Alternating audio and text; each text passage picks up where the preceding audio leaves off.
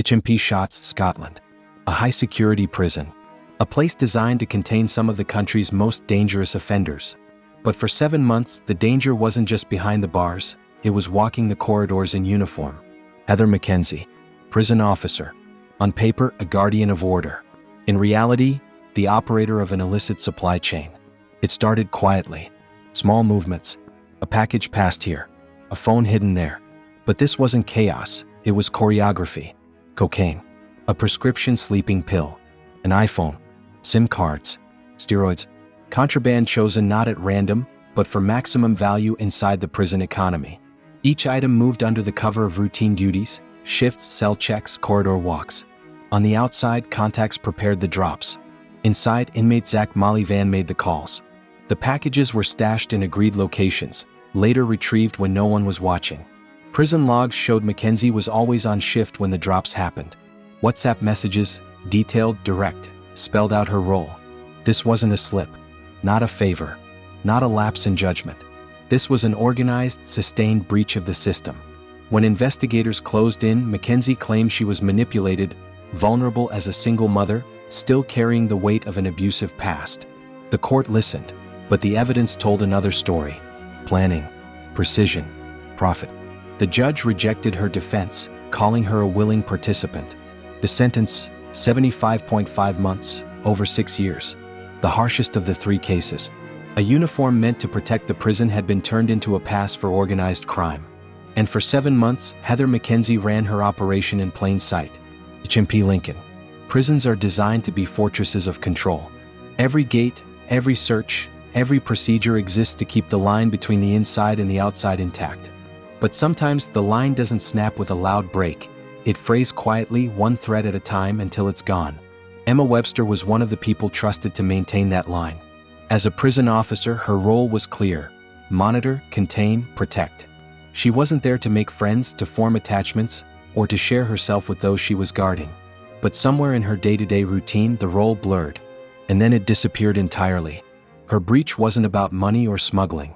It wasn't about packages hidden in bins or phones stashed in shoes. It was about something less tangible, and in some ways more dangerous: emotional connection. The first relationship began with inmate Bradley Bramall. The contact started small. Casual conversations during rounds, nothing an outside observer would call suspicious. But those conversations deepened, stretched into moments that lingered beyond professional necessity. Then came the phone calls, 17 in total. Long, private exchanges where the formalities of officer and inmate were replaced with familiarity. And then another connection, Jimmy Bennett. This wasn't a fleeting encounter. It was more involved, more sustained. 75 phone calls over a period of months. Written letters, exchanged through prison systems and perhaps through less official means. One of them ended with a line that would later be read aloud in court: "Your future wife." That single phrase, just 4 words, made it clear that this was no misunderstanding. Webster wasn't maintaining the distance her position required, she was erasing it. When investigators looked closer, the evidence spoke for itself. Phone records matched her shifts and her off-duty time. Letters carried handwriting that was undeniably hers. And then came the photograph, compromising in nature, proof that this wasn't speculation or rumor, but a deliberate and voluntary collapse of boundaries. What made the case more complex was the absence of coercion. Neither Bramall nor Bennett was accused of manipulating or threatening her. There was no suggestion of blackmail. By her own admission, the contact with Bennett was voluntary. This wasn't a case of an officer forced into something against her will. It was something she entered into willingly. Her defense painted a picture of vulnerability. Webster had suffered a breakdown, they said, and was emotionally fragile. She was lonely, in need of connection, and found it in the one place she shouldn't have looked: inside the prison walls. These relationships, her defense argued, weren't about undermining security or enabling criminal activity. They were about human need.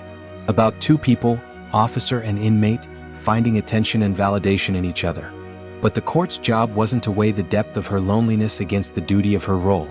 Her position gave her authority, access, and influence. And those 3 things, in the wrong context, are dangerous. Even without drugs, weapons, or cash-changing hands, her actions had compromised the integrity of the prison system. Because in prison, trust isn't an abstract concept, it's a form of security.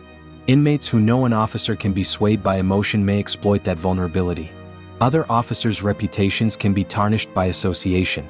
And perhaps most dangerously, the perception among inmates that the rules are negotiable can fuel disorder and manipulation. The sentencing reflected that reality. 14 months in custody, not for smuggling, not for facilitating violence, but for misconduct in public office. It was a punishment meant to send a message. Boundaries exist for a reason, and breaching them has consequences no matter the motive. Webster's case drew public attention not because it was the most severe offense in the prison service, but because it revealed a different kind of weakness. Heather McKenzie's smuggling operation in Scotland had been about profit and organization, a textbook example of calculated criminal infiltration. Richard Stack's smuggling in Birmingham would later be explained through coercion and threats. But Emma Webster's downfall was quieter. It was built on phone calls instead of contraband, letters instead of cash, words instead of weapons. And yet, the damage to the prison's integrity was just as real. For many, her sentence seemed light compared to others. 14 months is far shorter than the years handed down for drug smuggling. But others saw it differently. Without drugs or weapons, without any evidence of her enabling further criminal activity, the sentence reflected the specific nature of her breach. Still, her story is a reminder that prisons aren't just physical structures. They're psychological ones too. And those walls, made of rules, ethics, and professional distance, can be brought down as easily by a promise in a letter as by a package hidden in a bin. Emma Webster didn't bring in cocaine. She didn't pass a mobile phone under a table. But she still crossed a line that, in her position, should have been unthinkable. And for that, she traded her uniform for a prison number of her own. HMP Birmingham. Prison work comes with an unspoken truth. Control is only an illusion. Gates lock, alarms sound, officers patrol, but at any given moment, the balance can tip. Sometimes it's violence. Sometimes it's intimidation. And sometimes it's both. For Richard Stack, that balance began to shift with a few words. An inmate made a comment about his tattoo, details specific enough to prove they'd been watching him closely. Then came the references to his daughter. Not vague threats, but precise reminders that someone knew more about his life than they should. Those moments stayed with him, gnawing away in the quiet between shifts. Stack wasn't new to pressure. Prison officers live with it every day, but this was different. This wasn't about keeping order. This was about survival. The demands began subtly, masked as requests that didn't yet cross a line. But soon they escalated. Bring this in. Leave that there. Don't ask questions. At first, maybe he thought compliance would make it stop. That giving in once would draw a line under it. But in prison, the opposite is true. Once you break the rule for someone, they own you. The leverage grows and so does the risk. What Stack brought in wasn't small. Cannabis, psychoactive substances, memory cards, even an iPhone, currency and communication rolled into one. The drops were deliberate. Packages hidden in bins where they could be collected later. Transfers subtle enough to go unnoticed, at least for a while. But pressure builds and eventually the cracks appear. The investigation didn't start with a dramatic sting. It began with suspicion. And suspicion inside a prison is like smoke inside a sealed room. It doesn't stay hidden. Search teams went through Stack's car. Inside they found exactly what they were looking for, 200 Class C tablets and skunk cannabis, both destined for the inside. It wasn't just one package. It was proof of an ongoing breach. Confronted with the evidence, Stack didn't deny it. He admitted everything. Not because the game was up, but because the truth was already too heavy to carry. He told investigators about the debts, financial weight pressing down on him outside the prison walls. And he told them about the intimidation, the threats that weren't shouted in the open, but whispered in ways that made them more dangerous. The story he told painted a picture of coercion. Of a man who'd been backed into a corner by inmates who knew exactly how to push him there. His role in the smuggling wasn't framed as greed or opportunity, it was survival. But in court, survival and choice are tangled together. The judge acknowledged the pressure, the fear, the personal debt. But he also weighed the reality. Stack still made the decision to bring contraband into one of the country's most volatile prisons. He still crossed the line. That's the claustrophobic truth of cases like this. Coercion doesn't erase responsibility. It explains it, but it doesn't absolve it. The law doesn't just measure what was done, it measures who allowed it to happen. The sentence, 21 months. Less than some of his counterparts in similar cases, but still a custodial term. Still a public record of a man who went from guarding the gate to opening it, piece by piece, for the wrong side. Stack's case sits in a murky middle ground. It's not the cold calculation of Heather McKenzie, who ran a smuggling operation for months. It's not the emotional entanglement of Emma Webster, where connection blurred into misconduct. His was a breach born of pressure, of fear weaponized by those who knew exactly how to use it. Inside the prison system, cases like Stack's force a harder question. How much protection do officers really have from the people they guard? CCTV, searches, security protocols, these are designed to keep contraband out. But they can't shield someone from a pointed comment about their child's safety. They can't stop an inmate from learning personal details, or from using them. Once fear enters the equation, everything changes. You might start a shift thinking about the rules and end it thinking about whether your daughter's school run is safe. That shift in focus, subtle at first, is enough to undo years of training. For Stack, that fear became a pathway. First to small favors, then to serious breaches, then to a point where the difference between protecting himself and breaking the law vanished entirely. And when the system finally caught up with him, the same prison walls he'd worked inside became the ones that locked behind him. 3 officers, 3 prisons, 3 very different stories. Heather McKenzie, profit. Emma Webster, emotional need. Richard Stack, coercion. Their motives couldn't be more different. Their methods too. Yet all 3 ended up in the same place, on the wrong side of the cell door. It's tempting to treat these cases as isolated lapses in judgment, to believe they are anomalies, the rare officers who slipped through the net. But step back and a pattern emerges. Not in personality but in opportunity. The prisons were different, HMP Shots, HMP Lincoln, HMP Birmingham. But the breach was the same, trust broken from within. Every prison is built on trust. Between officers and the state. Between officers and their colleagues. Even, paradoxically, between officers and the inmates they supervise. When that trust fractures, it doesn't just harm morale. It opens the gates for organized crime to operate with frightening ease. The cases of McKenzie, Webster, and Stack point to systemic weaknesses that go far beyond individual misconduct. Poor monitoring. Underfunded staff support. Minimal anti-corruption screening. These gaps aren't hypothetical. They're the very spaces in which these breaches began.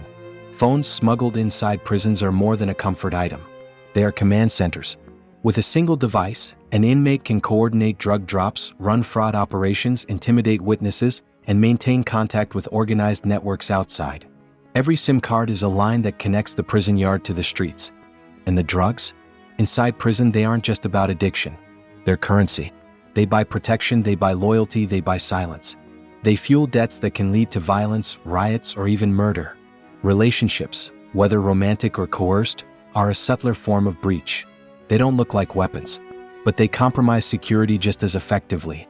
An emotionally compromised officer might ignore a search, pass along information, or grant favors that shift the balance of power.